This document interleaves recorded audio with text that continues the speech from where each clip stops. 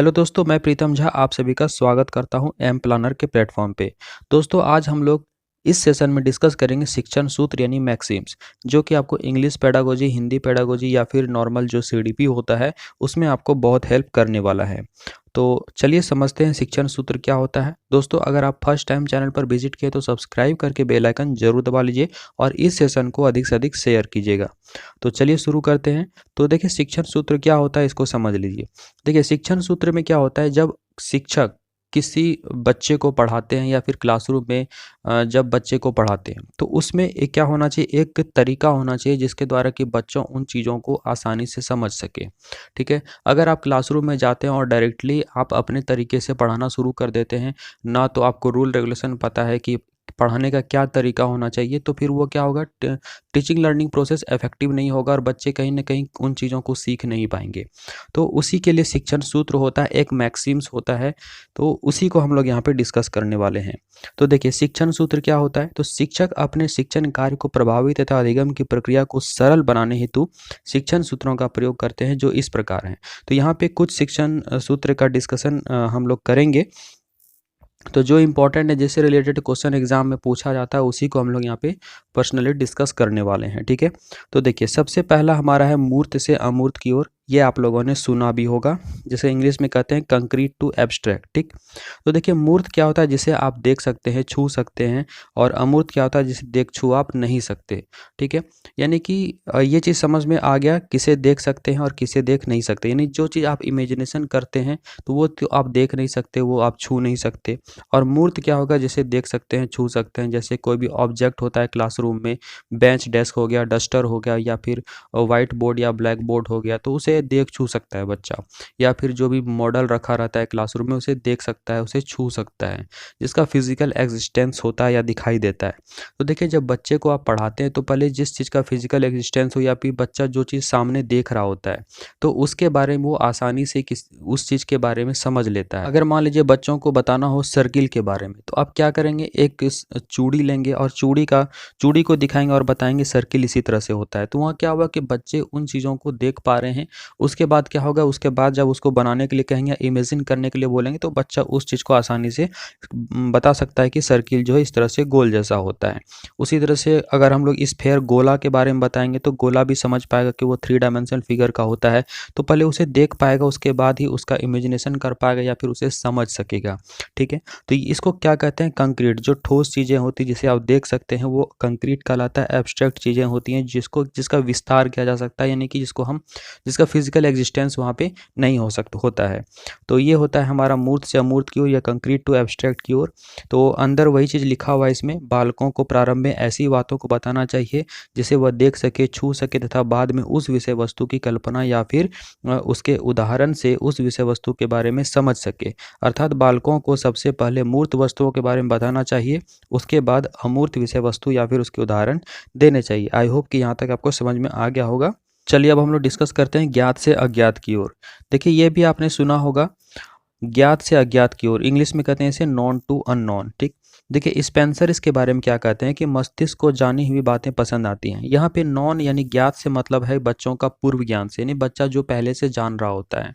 ठीक है, जब आप बीएड बीटी कर रहे होंगे तो उस समय आपको पता होगा कि जब आप लेसन प्लान बना रहे थे तो वहाँ पे आपको एक टर्म लिखना पड़ता था, पूर्व ज्ञान। यानी बच्चों के अंदर क्या पूर्व ज्ञान है, बच्चे पहले से क्या जानते हैं उस पर्टिकुलर टॉपिक के बारे में। ठीक है, तो इससे क्या होता है, इस तरह उसके ज्ञान का विस्तार स्वयं ही हो जाता है, अगर बस मस्तिष्क को जानी हुई बातें पसंद आती हैं तो। अतः छात्रों को किसी भी पाठ का अधिगम कराने से पूर्व उस विषय वस्तु से संबंधित पूर्व ज्ञान जो बालकों में हो से पाठ का प्रारंभ करना चाहिए या उसे आधार बनाते हुए नवीन ज्ञान प्रदान करना चाहिए। तो ये हो गया कि पहले अगर किसी टॉपिक के बारे में बच्चा पहले से जान रहा होता है, अगर उसी को आप ज़्यादा फिर एक्सप्लेन करते हैं तो बच्चा उस चीज़ में इंटरेस्ट लेता है और उस चीज़ों को वो अच्छे से सीखता है। इसलिए ये जान लेना ज़रूरी है कि बच्चों में पूर्व ज्ञान उससे रिलेटेड क्या है। ठीक, चलिए, अब हम लोग नेक्स्ट डिस्कस करते हैं सरल से जटिल की ओर।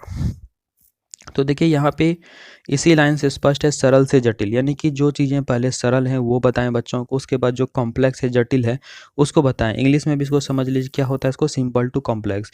तो दोस्तों क्वेश्चन में आपको इसका जो भी यहाँ पे ये टर्म दिया हुआ है ये सब ऑप्शन में आपको डाल सकता है, यहाँ पे उल्टा करके डाल सकता है जटिल से सरल की ओर या इस तरह से। तो यहाँ पे आप पढ़े रहेंगे तभी आप इस चीज़ को सही कर पाएंगे, ठीक है। तो देखिए सरल से जटिल क्या होता है कि बच्चे को पहले सरल चीज़ें बताएंगे, उसके बाद जो है जटिल चीज़ें या फिर जो भी टफ है उसको बताएंगे। यानी शिक्षक को शिक्षण के दौरान विद्यार्थियों को सबसे पहले सरल बातें बतानी चाहिए जो एक क्रम में हो, अर्थात पहले गिनती बताएंगे, फिर पहाड़ा, फिर तब जोड़ घटाव जो भी होता है उसको बताएंगे, बॉडमास रूल बताएंगे, ठीक है। इसके बाद जटिल बातें बतानी चाहिए थी, एक ये बात हो गया। चलिए नेक्स्ट हम लोग डिस्कस करते हैं विशिष्ट से सामान्य की ओर, यानी स्पेसिफिक टू जनरल। तो यहाँ देखिए विशिष्ट है, ये सामान्य। विशिष्ट क्या हो गया, जो कि एक पर्टिकुलर चीज़ जो कि आप जान रहे हैं, इसको उदाहरण से नियम की ओर भी हम लोग समझ सकते हैं। तो ये हो गया स्पेसिफिक जो विशिष्ट हुआ, सामान्य हो गया जनरल जिसको कि आप जनरल बना दिए। देखिए सर्वप्रथम उदाहरण द्वारा बालकों को समझाना चाहिए जिससे उसका अर्थ स्पष्ट हो, बाद में विशिष्ट उदाहरणों को प्रस्तुत करते हुए सामान्यीकरण करना चाहिए, ठीक है। इसे उदाहरण की ओर, उदाहरण से नियम की ओर समझ सकते हैं। जैसे संज्ञा को पढ़ाने के लिए सर्वप्रथम उदाहरण देकर उसके बाद संज्ञा की परिभाषा बताना, ठीक है। तो देखिए विशिष्ट क्या हो गया, जैसे कि आपको नाउन का डेफिनेशन आपको पता है क्या होता है, किसी विषय वस्तु स्थान आदि के नाम को क्या कहते हैं, नाउन या संज्ञा कहते हैं, ठीक है। तो यानी कि उसके पहले अगर आपको बताया जाए अलग अलग जगह का ना, आपको नदी का नाम जैसे गंगा हो गया, ठीक है, उसी तरह से ताजमहल भी हो गया, एक नाम हो गया, आप बच्चों से पूछेंगे बताओ इसका नाम क्या है, ठीक है। क्लासरूम में ही जो चीज़ें रखी हुई थी हैं जैसे कि वाइट बोर्ड हो गया, डस्टर हो गया, या फिर जो भी ग्लोब होता है, तो हर चीज़ का कुछ ना कुछ नाम है। तो इसको क्या करेंगे, विशिष्ट चीज़ें थी पहले, उसको क्या किया, सभी का नाम जोड़ के एक कॉमन टर्म बना दिए, किसे संज्ञा कहते हैं। तो यहाँ क्या हो गया कि आप विशिष्ट चीज़ों को सामान्यीकरण कर दिए, संज्ञा की तरफ एक नियम बना दिया कि ये चीज़ें ऐसी हैं। तो ये क्या हो गया, विशिष्ट से सामान्य की ओर। चलिए इसे उदाहरण से नियम की ओर भी समझ सकते हैं। चलिए नेक्स्ट हमारा है विश्लेषण से संश्लेषण की ओर, ठीक है। तो अभी विश्लेषण से संश्लेषण क्या होता है, यानी कि किसी भी चीज़ों को पहले विश्लेषित कीजिए, उसके बाद उसको जोड़ के अच्छे से समझा दीजिए। तो यहाँ पे वही चीज़ हो गया, बालकों को पढ़ाई जाने वाली विषय वस्तु के तथ्यों को विश्लेषण कर जानकारी प्रदान करना चाहिए, उसके बाद विश्लेषक भागों को संयोजित कर संश्लेषित करना चाहिए। तो अब यहाँ पे देखिए जब कोई भी कॉम्प्लेक्स प्रॉब्लम होता है, जैसे मैथ्स में होता है कि अगर मान लीजिए कि बच्चों को साधारण ब्याज के बारे में बताना है, सिंपल इंटरेस्ट के बारे में बताना है, तो सिंपल इंटरेस्ट का फॉर्मूला क्या होता है आप सभी को पता है, मैथ्स में क्या होता है, पी होता है, आर होता है और टी होता है, बाय 100 होता है, ठीक है। तो देखिए पहले क्या करेंगे, एक तो ये फॉर्मूला हो गया हमारा, तो पहले हम क्या बताएंगे, पी क्या होता है, आर क्या होता है, टी क्या होता है, एस आई क्या होता है, सिंपल इंटरेस्ट क्या होता है। उसके बाद क्या करेंगे, आप इसको जोड़ के एक फॉर्मूला बना देंगे, संश्लेषित कर देंगे। यानी पहले क्या किया, हम उसको हर एक पार्ट को विश्लेषित किए, पी क्या था, आर क्या था, टी क्या था, एस आई क्या था, ठीक है। और फिर इसको हम 100 से डिवाइड करते हैं तो ये हमारा एस आई का फॉर्मूला निकलता है। इसको फिर क्या किया, संश्लेषित करके एक फॉर्मूला बना दिए। तो बच्चों को इससे क्या होता है, हर एक पार्ट बच्चे इसके बारे में समझते हैं। तो ये हो गया विश्लेषण से संश्लेषण की ओर, राइट। चलते हैं अगला पॉइंट। देखिए इस पॉइंट में कहता है आगमन से निगमन की ओर। आगमन से निगमन क्या हो गया, आप सभी को पता है, लोग काफ़ी आप लोगों ने इसके बारे में सुना होगा। आगमन को इंग्लिश में कहते हैं इंडक्शन और निगमन को कहते हैं डिडक्शन, ठीक है। यहाँ पे एक चीज़ समझिए, आगमन हो गया यानी कि कहीं पे हम लोग आ रहे होते हैं, निगमन हो गया मतलब कहीं से हम लोग निकल रहे होते हैं, इसको इस तरह से समझिए, ठीक है। आगमन में क्या होता है, जब किसी नियम तक पहुंचने के लिए अलग अलग तरीकों को अपनाते हैं, यानी कि उदाहरण लेते हैं, उसके बाद फिर वहां से हम एक नियम बनाते हैं, तो ये हमारा हो जाता है आगमन की ओर। जैसे कि आपको आगमन क्या हो गया, जैसे मान लीजिए स्क्वायर है, तो स्क्वायर है तो अगर हम इसका सारा साइड क्या होता है, सेम होता है, तो अगर हम ए इसको माने तो इसका पेरीमीटर का फॉर्मूला निकालते हैं, परिमाप का फॉर्मूला। तो परिमाप क्या होता है, चारों साइड का नाप होता है। तो इसको क्या करेंगे, चारों साइड को अगर हम जोड़ देते हैं, ठीक है, तो इसका फॉर्मूला क्या बनता है, 4a। और आपको पता है कि इसका फॉर्मूला होता है 4a। तो जब भी स्क्वायर आएगा तो बच्चा क्या करेगा, डायरेक्टली 4a को समझ पाएगा। अब देखिए आगमन क्या हो गया, इस तरह से जोड़ के आप एक नियम बना दिए कि पेरीमीटर यानी परिमाप का फॉर्मूला जो वर्ग का होता है या स्क्वायर का होता है वो होता है 4a। अब क्या करेगा बच्चा, इसको ये चीज़ अब दिमाग में सेट हो गया। अब यहाँ से वो अलग अलग सवाल को सॉल्व करेगा। मान लीजिए साइड का वैल्यू दे दिया 4 सेंटीमीटर, ठीक है, तो अब डायरेक्टली वो यहाँ पे पुट कर देगा 4 गुना 4 यानी कि अब 16 सेंटीमीटर्स का क्या हो जाएगा, पेरीमीटर हो जाएगा। तो ये हो गया निगमन की ओर। जब फॉर्मूला जान के वहाँ से जब आगे आप कैरी ऑन करते हैं, अलग अलग सवाल को बनाते हैं, तो वो हो गया निगमन की ओर, ठीक है। और आगमन क्या हो गया, जब किसी पर्टिकुलर फॉर्मूला तक या किसी नियम तक पहुँचने के लिए अलग अलग उदाहरण लेकर हम नियम बनाते हैं, तो वो हो जाता है आगमन। और नियम बन जाने के बाद जब आगे हम उस पर सवाल बनाते हैं, वो होता है निगमन, ठीक है। तो आई होप कि ये समझ में आ गया होगा। तो वही नीचे अंदर में वही चीज़ लिखा हुआ है, इसको आप आसानी से पढ़ सकते हैं।